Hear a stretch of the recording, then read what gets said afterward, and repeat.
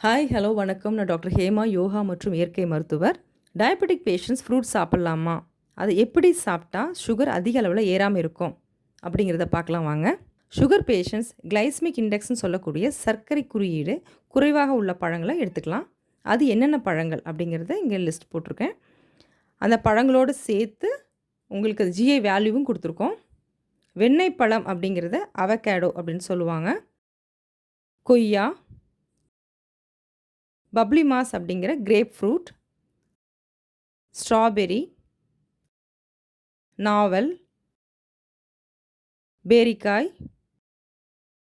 Orange, மாதுளை, plums, apple. பழங்கள் சாப்பிடும்போது டயபெட்டிக் பேஷண்ட் சில விஷயங்கள் ஞாபகம் வச்சுக்கணும். இந்த பழங்கள் குறைவான ஜிஐ வேல்யூ இருந்தாலும் அளவாக எடுத்துக்கணும். வெறும் வயிற்றில் பழங்கள் எடுத்துக்கக்கூடாது. பழங்களோட ஊற வைத்த நட்ஸ் ப்ளஸ் ட்ரை ரோஸ்ட் பண்ண சீட்ஸ், 1/4 டேபிள் ஸ்பூன் பட்டை பவுடர், சின்னமன் பவுடர் சேர்த்து சாப்பிடும் பொழுது சுகர் ஸ்பைக் ஆகாமல் ஸ்டேபிளாக இருக்கும். வேணும்னா 1 டேபிள் ஸ்பூன் ஊற வைத்த சியா சீட்ஸை சேர்த்து சாப்பிட்லாம்.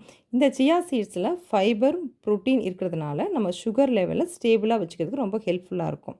இப்படி நம்ம சாப்பிட்டோம்னா அப்பப்போ ஃப்ரூட்ஸை நம்ம ஜாலியாக என்ஜாய் பண்ணலாம். இந்த பதிவு உங்களுக்கு ரொம்ப யூஸ்ஃபுல்லாக இருந்திருக்கும்னு நினைக்கிறேன். மீண்டும் அடுத்த பதிவோடு நாளைக்கு உங்களை மீட் பண்ணுறேன். Thank you, by.